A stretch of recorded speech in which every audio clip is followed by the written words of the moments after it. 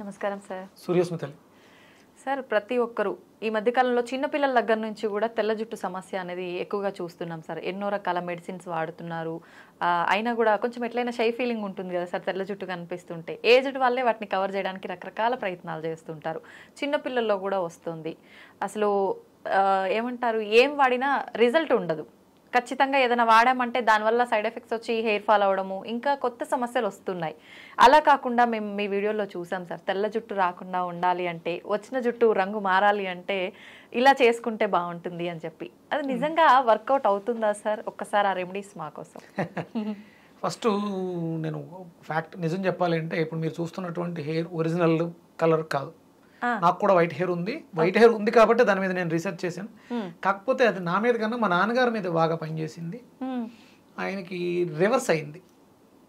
80% దాకా రివర్స్ అయింది. అంటే రివర్స్ అవ్వుద్ది అని చెప్పడానికి సోర్సెస్ ఉంది. నేను మా దగ్గర ఒక బుక్ ఉంది, 1950s బుక్. అది దాంట్లో అప్పుడు రీసెర్చ్ చేశారు. అప్పట్లోనే ఈ వైట్ హెయిర్ మీద రీసెర్చ్ చేశారు.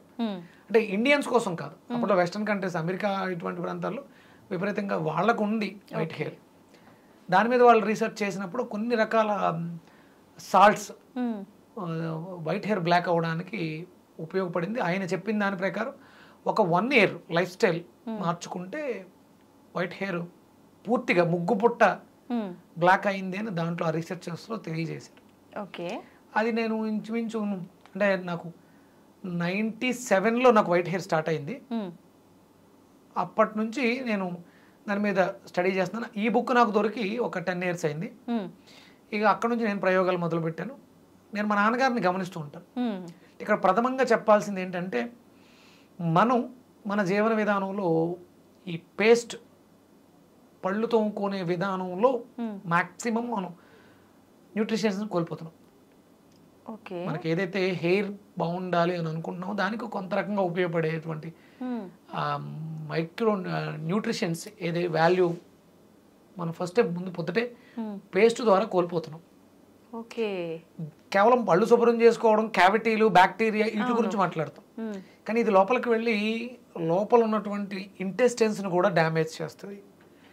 పళ్ళు తోమడం అనేది చాలా పెద్ద విధానం. ఇది దైనందిన జీవితంలో అనుదిన ధర్మాలలో మొట్టమొదటి ధర్మం దంతధావనం. దానికి శాస్త్రం చెప్పింది 12 అంగుళాల పుల్లు ఉండాలని. ఇది దానికి కొలతలు కూడా ఉన్నాయి. 12 అంగుళాల కూర్చ అంటారు దాన్ని, దంతధావన కూర్చ. కొలత ఎందుకు సార్? 12 సంఖ్యకి చాలా ప్రాధాన్యత ఇచ్చింది ఆయుర్వేద శాస్త్రం. అది గురుతత్వాన్ని కలిగి ఉంటుంది. పందువు పుల్ల ఎంత పడితే అంత కాదు, 12 అంగుళాలు ఉండాలి. అది కంపల్సరీ. ఒక్కొక్క అంగుళాన్ని నవ్వులుతూ తోముతూ వెళ్ళాలి. ఇక్కడ తోవడం మీద దృష్టి ఎక్కువ పెట్టలేదు, నమలడం మీద పెట్టింది. పంటికి మధ్య దాన్ని పెట్టి నమలడం ద్వారా అక్యు ప్రెజర్ జరుగుద్ది. పైన లార్జ్ ఇంటెస్టైన్స్ కి స్మాల్ ఇంటెస్టైన్స్ కి కనెక్షన్ పళ్ళలో ఉంది. పళ్ళు తోమేసిన తర్వాత నాలికని గీయటం కూడా చాలా శాస్త్రవిధిగా పెట్టింది. నొక్కి అదిమి పట్టి లాగాలి. అది కట్ చేసేంత షార్ప్గా ఉండకూడదు. మీరు ఒక మందపాటి రాగి రేకుని నాలిక బద్దలా తయారు చేసుకుని అది షార్ప్గా తెగిపోయే విధంగా ఉండకూడదు, మందంగా ఉండాలి. నొక్కి లాగాలి. అప్పుడు ఈ 12 ఆర్గాన్స్ లో ఉన్నటువంటి వ్యర్థాలు తెల్లటి పాచి రూపంలో బయటకు వస్తాయి. ఇది లేదు మన జీవన విధానంలో. అప్పుడు తెల్ల జుట్టు రాకపోవడానికి ఇక రాకుండా ఎలా ఉంటుంది? మనం దీన్నే బాడీ చేసాం. పందు వల్ల తెలియదు ఎవరికి. అది 12 అంగుళాలు ఉన్న విషయం నాకు కూడా రీసెంట్ గా తెలిసింది. నాలికను నొక్కి పెట్టి తోమాలి అంటే దానికి ఒక మంత్రం కూడా ఉంది. దంతధావనానికి ఒక మంత్రం కూడా ఉంది. అవన్నీ మనం తర్వాత విషయాలు విపులంగా మాట్లాడతాను. మీరు వైట్ హెయిర్ మారడం గురించి మాట్లాడారు. ఎంత ఎందుకు చెప్తున్నానంటే, మా నాన్నగారు పందుపులతోటే పళ్ళు తోముతారు. ఎప్పుడు కూడా ఆయన పేస్ట్ బ్రష్ వాడరు. మరి మధ్యలో ఆయనకి ఎందుకు ప్రాబ్లం వచ్చింది అంటే, ఆయన జీవన విధానంలో చిన్న చిన్న మార్పులు చేసుకున్నారు. కొన్ని ఎడిక్షన్స్, స్మోక్ చేయడం వల్ల కూడా వైట్ హెయిర్ వస్తుంది. మనకి మెలనిన్ డ్యామేజ్ అవడానికి స్మోకింగ్ కూడా ఒక కారణం అవుతూ ఉంటుంది.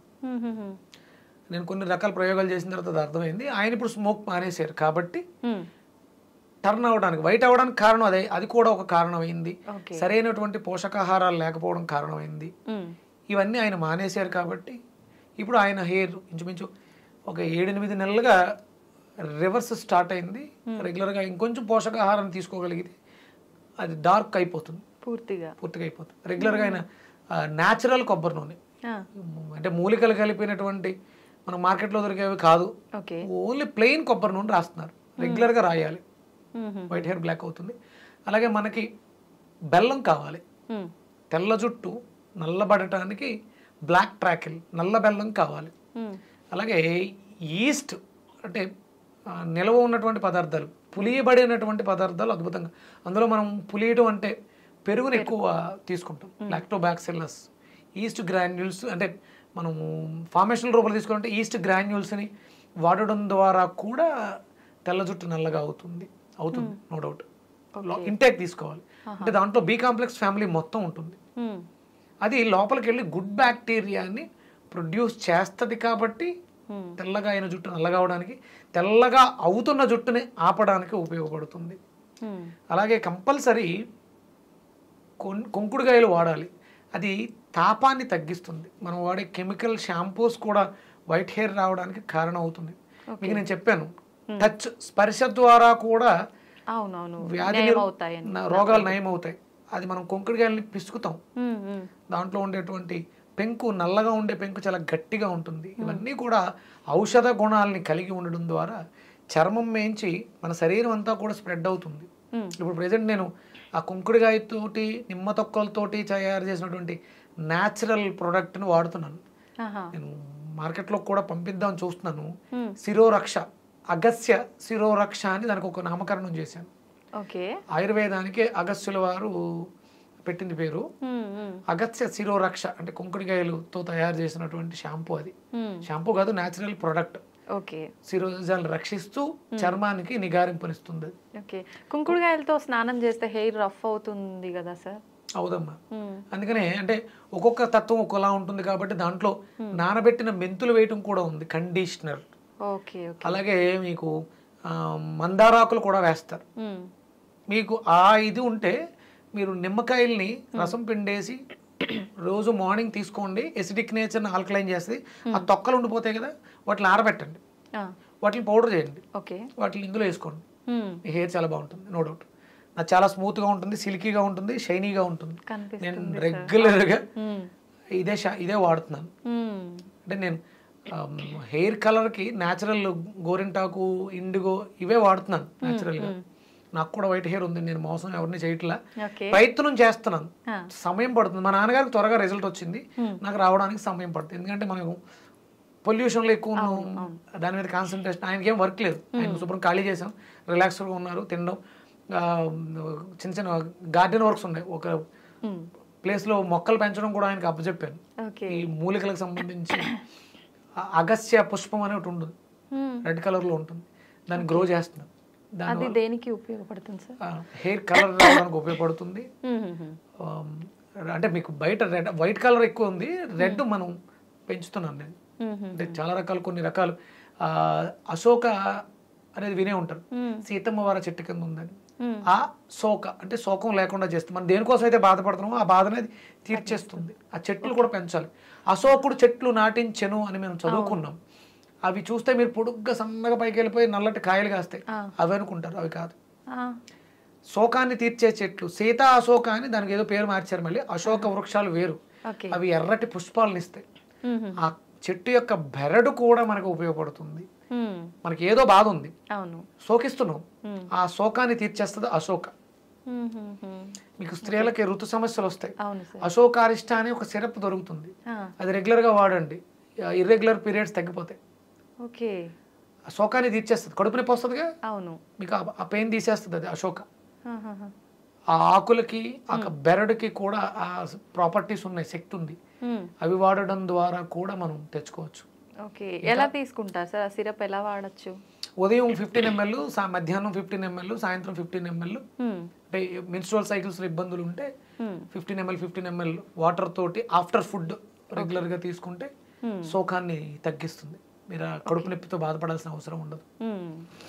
అంటే ఇబ్బంది అది సాల్వ్ అయ్యే వరకు వాడి క్యూర్ ఆపేయచ్చు. ఆపేయచ్చు. ఓకే. జీవితాంతం ఏది చేయకూడదమ్మా. అది కూడా మళ్ళీ మనం వీళ్ళని తిడుతూ ఉంటాం, ఇంగ్లీష్ మందుల మీద ఆధారపడి అవి చేసేస్తున్నారు, దీ చేసేస్తున్నారు అంటే దోచుకునే వాళ్ళు మారతారు అంతే. వాళ్ళు మెడిసిన్స్ ఇచ్చారు, ఇక్కడ మేము సిరప్స్ ఇస్తాం, అది తప్పు. ఏదైనా ఒకటే, ఏదైనా సమస్య ఉంది, సమస్యని సాల్వ్ చేసేస్తే క్యూర్ అయిపోతే ఒక 3 నెలలో 6 నెలలో అయిపోయింది. అక్కడతో మళ్ళీ మీరు సమస్య అంటూ విక్రమాదిత్య దగ్గరికి వెళ్ళాల్సిన అవసరం ఉండకూడదు, ఎవరి దగ్గరికి వెళ్ళకూడదు. ఇవి చిన్న చిన్న చిట్కాస్ ఉన్నాయి. కుంకుడికాయలతో తలంటుకోవటం, కుంకుడికాయలు డయాబెటీస్ని కూడా తగ్గిస్తాయి. ఓకే, ఎలా సార్? మనం దంతధావనం చూర్ణం కింద వాడుకుంటే అది కొంచెం చేదుగా ఉంటుంది. శుభ్రం చేసుకోవడం కోసం క్యావిటీస్ బ్యాక్టీరియా అంటున్నాం కదా, ఈ కెమికల్స్ లాలాజలంలో 18 మైక్రో న్యూట్రిషన్స్ని పాడు చేస్తాయి. ఈ కుంకుడుకాయ వృద్ధి చేస్తుంది, తాపాన్ని తగ్గిస్తుంది, నోట్లో పుల్లను మాన్పిస్తుంది. దాంతోపాటు ఈ దంతధావన చూర్ణం అపామార్గాన్ని మనకు ఉత్తరేని పుల్ల సమూలాన్ని పొడి చేసుకుని దాంతో పళ్ళు తోమితే మీకు వైట్ హెయిర్ రావడం ఆగుద్ది. ఉత్తరేని పొడి. అలాగే నల్లటి గుణం కలిగినటువంటి నేరేడు పళ్ళు జుట్టు నల్లగా అవడానికి అవకాశం ఇస్తాయి. వంకాయ జుట్టు నల్లగా అవడానికి అవకాశం ఇస్తుంది. వంకాయ కూడా నల్ల వంకాయలు ఉంటాయి కదా, అంటే అది వెళ్ళి డైరెక్ట్ జుట్టు మీద పని చేయదు, కిడ్నీని శుభ్రం చేస్తుంది. కిడ్నీ బాగుంటే జుట్టు నల్లగా ఉంటుంది. ఇవి ఇంటర్లింక్స్ ఇవన్నీ కూడా. అలాగే పండిన దొండకాయలు కూడా జుట్టు నల్లగా అవడానికి అవకాశం. మందార పువ్వు ఎర్రగా ఉంటుంది, హైబిస్కస్, కానీ మందార ఆకులు జుట్టు నల్లగా అవడానికి సపోర్ట్ ఎలా చేస్తాయంటే ఆ శక్తి మూలాధారాన్ని యాక్టివ్ చేయడం ద్వారా తెల్లగా అయిన జుట్టు నల్లగా అవుతుంది. అంటే వైట్ హెయిర్ వచ్చింది అంటే మూలాధారం ప్రాపర్గా లేదు అని అర్థం. అందుకని ఎర్రగా ఉండే పదార్థాలు తింటే మూలాధారం యాక్టివ్ అవుతుంది. మూలాధారం ఎర్రగా ఉంటుంది కానీ అది జుట్టును నల్లగా ఉంచుతుంది, మెలనిన్ అక్కడ ప్రొడ్యూస్ అవుతుంది. ఇవన్నీ ఇంటర్లింక్స్. ఇప్పుడు అది పండిన దొండకాయ అన్నారు కదా సార్, తినాలా సార్ అది? మనం దొండకాయలు పండితే కూర పాడేస్తాం కదా, మిక్సీలో వేసి జ్యూస్ కొట్టండి, దాన్ని జ్యూస్ చేసుకుని తాగేయండి, లివర్ ఫిల్టర్ అయిపోద్ది, మూలాధారం యాక్టివ్ అయిపోద్ది. ఒకవేళ వైట్ హెయిర్ సమస్య అంటే చర్మ వ్యవస్థ, జుట్టు నల్లగా అవడానికి అవకాశం ఏర్పడుతుంది. ఒకవేళ అప్పుడే స్టార్ట్ అయింది ప్రీమెచ్యూర్డ్, అది ఆగుతుంది, జుట్టు ఒడ్డం కూడా తగ్గుతుంది. అందులో ఇంకేమైనా కలుపుకోవచ్చా సార్? అల్లం ముక్క, నిమ్మకాయ రసం, మజ్జిగ, మన ఇష్టం. ఈ రకాల అంటే ఇటువంటి ఫుడ్స్ మనం తీసుకుంటూ బెల్లం, కొబ్బరి నూనె, నార్మల్ ప్లెయిన్ కొబ్బరి నూనె తలకి రాయాలి, రోజు రాయాలి. అలాగే మనం తీసుకునే వాటిలో ఐరన్ కంటెంట్, బెల్లం, నల్ల బెల్లం ఉండాలి. ఈస్ట్ అంటే నిల్వ ఉన్నటువంటి పదార్థాల్లో మనం చెద్దనాన్ని కూడా ఈస్ట్ గానే భావిస్తాం. నైట్ నానబెట్టిన తోడు పెట్టిన అన్నంలో కూడా ఈస్ట్ ఫామ్ అవుతుంది. లేదా అలా కుదరట్లేదు అనుకున్నప్పుడు డ్రై ఈస్ట్ గ్రాన్యూల్స్ దొరుకుతాయి. ఒక చిటికెడు నీళ్ళలో వేసుకుని నానబెట్టి దాని మజ్జిగలోను మనం వేసుకునే పదార్థాల్లో అవకాశం ఉంటే, మరి చపాతీలు చేసుకున్నప్పుడు దాంట్లో వేయటం, దాన్ని తీసుకోవడం, ఈస్ట్ని తీసుకోవడం రెగ్యులర్గా చేస్తూ ఉంటే వైట్ హెయిర్ బ్లాక్ అవ్వడానికి అవకాశం ఉంది. సిట్రస్, విటమిన్ సి ఉన్నటువంటి ఉసిరి రెగ్యులర్గా తీసుకోండి. మన ఫుడ్స్ మార్చుకుంటే చాలు. ఎసిడిక్ నేచర్ ఫుడ్స్, మీరు B12 బాగుందని చెప్పేసి మీట్ ఎక్కువ తిన్నా కూడా వైట్ హెయిర్ వచ్చేస్తుంది. అవేమి నాన్ వెజ్ జోలికి వెళ్ళకండి, సాత్వికంగా ఉండండి, తేలికగా జీర్ణం అయ్యేలా చేయండి, ఆటోమేటిక్గా వైట్ హెయిర్ బ్లాక్ అయిపోతుంది. మినిమం 6 to 1 year ఇవి రెగ్యులర్గా చేస్తే వైట్ హెయిర్ బ్లాక్ అవుతుంది 100%, నో డౌట్. ఇప్పుడు ఈ ఆల్రెడీ ఉన్న వాళ్ళు కలర్ వేస్తుంటే కలర్ వేయటం ఆపేయండి. ఆ కెమికల్ ఆపేస్తే ఆక్సిజన్ బాగా తీసుకుంటుంది. రోజు రెగ్యులర్గా నూనె రాస్తూ ప్రాణాయామం, నడక ఇలాంటివి చేస్తూ ఉంటే డెఫినెట్గా అంటే ఒకటి మనలో ఆత్మనూన్యత భావం ఏర్పడుతుంది. వైట్ హెయిర్ వచ్చినా, బాల్డ్ హెయిర్లు వచ్చినా దాన్ని మనం పెంపొందించుకుంటే ఆటోమేటిక్గా ఈ సమస్యల నుంచి ఓవర్కమ్ అవ్వచ్చు. ఓకే సార్, తలస్నానం విషయానికి వస్తే కూడా అంటే డైలీ తలస్నానం చేయొద్దు, మనకు హెయిర్లో ఉండాల్సినవన్నీ పోతాయి అని అంటుంటారు, అది నిజమేనా సార్? కాదు, నేను గత కొన్ని సంవత్సరాలుగా ప్రతిరోజు నేను తలస్నానం చేస్తూనే ఉన్నాను. అది జుట్టేం ఊడిపోలేదుగా, ఇంకా తిక్కుగా ఉందిగా. అవును, అంటే వాటికి చేయాల్సిన మనం చేస్తూ ఉంటే నిత్యం తలస్నానం చేయడం తప్పు అని ఎక్కడ ఏ శాస్త్రంలోనూ లేదు. ఓకే, అంటే మగవాళ్ళకి అంటే మీకు ఆడవాళ్ళకి జుట్టు ఎక్కువ ఉంటుంది కాబట్టి ప్రత్యేకమైనటువంటి రోజులు పెట్టడం జరిగింది. జుట్టు ఎక్కువ ఉన్నప్పుడు మరి అది ఆరడం కష్టం కాబట్టి మీరు చేయక్కర్లా. చేసే అలవాటు ఉన్న వాళ్ళు దానివల్ల అయితే ఎలాంటి ఇబ్బంది లేదు, మంచిదే, మగవాళ్ళు చేయొచ్చు. ఓకే సార్, ఆయిల్ పెట్టే విధానం కూడా ఏ రకంగా ఉండాలి సార్? అంటే కొంతమంది వేడి చేసుకొని అలా పెట్టాలంటుంటారు, కొంతమంది అవసరం లేదంటుంటారు, స్నానానికి బిఫోర్ పెడితే చాలు అంటుంటారు, కొంతమంది ఓవర్ నైట్ పెట్టి నెక్స్ట్ డే తల స్నానం. ఏ రకంగా సార్ అసలు? నైట్ పెట్టి ఉదయం తల స్నానం చేయటమే మంచిది. అసలు అంటే పూర్వం రోజుల్లో వాళ్ళు ఒకసారి పెడితే అంటే ఆదివారం నూనె పెట్టకూడదమ్మా, శాస్త్రం చెప్పింది. మిగతా రోజుల్లో నూనె పెట్టుకోవచ్చు. మీరు సోమవారం నూనె పెడితే మంగళవారం బుధవారం అంటుకుంటారు, గురువారం అంటుకోకూడదు. ఆడవాళ్ళకి ఒక ధర్మం ఉంది. గురువారం ఉపవాసం చేస్తారు కాబట్టి బుధవారం అంటేసుకుంటారు. ఇక గురువారం వదిలేసి బుధవారం మళ్ళీ ఆయిల్ పెట్టేస్తే శుక్రవారం ఉపవాసాలు ఉన్న రోజుల్లో తలస్నానం చేస్తారు కదా. అలా వారానికి 2-3 రోజులు నూనెతో ఉండాలి మీరు. ఎందుకంటే మీకు శ్రమ ఎక్కువ ఉంటుంది, మీకు జుట్టు ఎక్కువ ఉంటుంది. దానికి మీరు నూనె ఎంత ఎక్కువ ఉంటే అంత మంచిది. ఆ ఉపవాసాల రోజుల్లో మీరు తలంటు స్నానం, శుక్రవారం కంపల్సరీ, ఆదివారం నూనె లేకుండా ఉండాలి కాబట్టి ఆదివారం తలంటుకోవటం, అవి మీరు నియమాలు పాటించాలి. వారం అంతా కూడా ఉన్నాను, ఇబ్బంది ఏమీ లేదు. నూనె ఉంటే మంచిదే, మనకి పొల్యూషన్ నుంచి కాపాడుతుంది, కెమికల్స్ నుంచి కాపాడుతుంది కాబట్టి రెగ్యులర్గా నూనె రాసుకోవచ్చు. ఆదివారం మాత్రం నూనె లేకుండా ఉండాలి. ఆ ఎనర్జీని సహస్రం నుంచి రిసీవ్ చేసుకోవడానికి నూనె లేకుండా ఉండాలి. మిగతా అన్ని రోజులు నూనె ఉన్నా పర్లేదు. రోజు తలస్నానం చేసేవాళ్ళు నైట్ నూనె పెట్టుకోవడం, పొద్దుట వాష్ చేసుకోవడం తప్పలేదు, ఏమి ఇబ్బంది లేదు. వాళ్ళకి ఈ నియమాలు, ఆ దోషాలు ఉండవు, ఎందుకంటే ప్రతినిత్యం ఆ కర్మ చేస్తున్నారు కాబట్టి. సార్, ఆయిల్స్ కూడా రకరకాల ఆయిల్స్ ఎవరికి వాళ్ళు ప్రిపేర్ చేసుకొని ఇంట్లో అలా అప్లై చేస్తున్నారు. అవన్నీ నిజంగా వర్కౌట్ అవుతాయి అంటారా సార్? అవుతాయి, చేసుకోవచ్చు. దానికి కూడా శాస్త్ర ప్రమాణం ఉంది. మనం ఎక్కువ మరగబెట్టేస్తే అవన్నీ కోల్పోతూ ఉంటాం. చాలా మంది ఇప్పుడు నేను కూడా చాలా రకాలు తయారు చేయించాను. ఇమీడియట్ గా అవి రిజల్ట్స్ ఇచ్చేయాలిగా. ఎందుకు రావట్లేదంటే ఎంతో కొంత లోపం ఉంది, వాటిని మనం మెరుగుపరుచుకోవాల్సినటువంటి అవసరం ఉంది. పని చేస్తాయి 100%, నో డౌట్. దాంతోపాటు ఫుడ్ కూడా కరెక్ట్ గా ఉండాలి. ఏ ఒక్కటి పూర్తిగా ప్రాధాన్యత వహించదమ్మా. మనం thumbnail పెడతాం, మీరు ఈ ఆకు తింటే జన్మలో మీకు షుగర్ అలా తప్పది. అది మనం ఆ వ్యూస్ పెంచుకోవడం కోసం తప్ప దానివల్ల ఏమి ఉండదు. ఇవాళ బాగున్నాను, ఇవాళ మంచి పని చేశాను కాబట్టి ఇవాళ హ్యాపీగా ఉన్నాను. రేపు ఇలాగే ఉంటుందని ఎలా చెప్పగలం? అంతే కదా.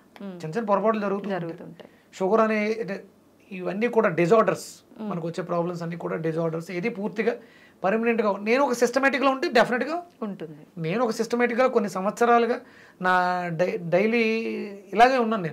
నేను నా ఆకలిని చంపుకుంటాను, నా కోరికలు చంపుకుంటాను. నాకు అట్ల మీద వ్యామోహం లేదు కాబట్టి నేను ఇలా ఉన్నాను. నేను శుభ్రంగా తినేస్తూ ఉంటే వెయిట్ పెరిగిపోతే అది కరెక్ట్ కాదు.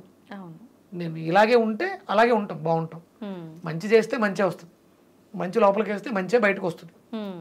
మరి బ్రతికినంత వరకు ఎలాంటి మేకప్లు ఇయ్యక్కర్ లేకుండా చాలా హెల్దీగా ఆరోగ్యంగా ఉంటాం. మీరు ఆ వైట్ హెయిర్కి రెగ్యులర్గా కొబ్బరి నూనె రాయాలి. కుంకుడుకాయలతోటే, షాంపూలతో కాదు, కుంకుడుకాయలతోటే తలంటుకోవాలి.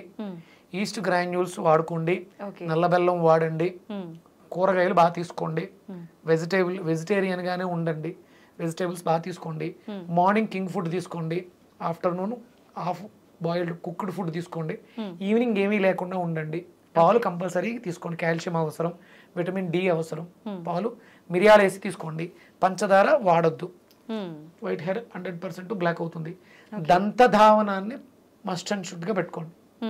అయితే పందుబుల్ల, లేకపోతే న్యాచురల్ పౌడర్, కరక్కాయ, లవంగి మొగ్గలతో మన ఇంట్లో తయారు చేసుకున్నటువంటి పౌడర్ని చేతులు వేసుకుని బ్రష్ కంటి పెట్టుకుని చిగుళ్ళకి తగలకుండా పళ్ళు తోముకోండి. దంతరక్ష చూర్ణం అని కూడా దింపుతున్నాను, అది అవసరం. ఉదయం సాయంత్రం 2 పూట్ల బ్రష్ చేయాలి. ఇవి పెట్టుకుంటే చాలా హ్యాపీగా ఉంటారు. జుట్టు తెల్ల జుట్టు నల్లగా అయిపోతుంది, జుట్టు ఒత్తుగా ఉంటుంది, సిల్కీగా ఉంటుంది, బాగుంటుంది. మనం నిత్యం చేసే అంటే అది తప్పు అని మనకు తెలియకుండా చేసే కొన్ని పనుల వల్ల కూడా ఇలాంటి మిస్టేక్స్ జరుగుతున్నాయి. అవి మనం కరెక్షన్ చేసుకుని ఫుడ్ మెయింటైన్ చేస్తే సరిపోతుంది. చిన్నపిల్లలు, ముఖ్యంగా చిన్నపిల్లల్ని ఈ విషయంలో మీరు బాగా చూసుకోవాలి. ఎందుకంటే చిన్న వయసులోనే వైట్ హెయిర్ వస్తుంది కాబట్టి అది ఆ పిల్లల ఎదుగుదల మీద ప్రభావాన్ని చూపిస్తుంది. వాడికి బాగుంది, నాకు బాగాలేదంటే నాకు ఏదో ప్రాబ్లం వచ్చింది. ఆ ఇన్సెక్యూరిటీ ఫీలింగ్, అభద్రతా భావం వాడి ఎదుగుదల మీద ప్రభావాన్ని చూపిస్తుంది. కాబట్టి దీని మీద కేర్ తీసుకోవాలి. అసలు పిల్లలకు జుట్టు చాలా బాగుంటుంది, ఎందుకంటే వాళ్ళు తల్లిపాలతో పెరిగి ఎలాంటి కల్మషాలు లేకుండా ఎదుగుతున్న. మీరు చిన్నపిల్లల జుట్టు చూస్తే చాలా స్మూత్గా ఉంటుంది. మరి ఉండే కొలది ఎందుకు మారిపోతుంది అంటే మన ఆహారపు అలవాట్లు పిల్లల మీద ప్రభావాన్ని చూపిస్తుంది. అది మార్చుకుంటే అందరం బాగుంటాం. Thank you sir. సూర్యస్మితలు.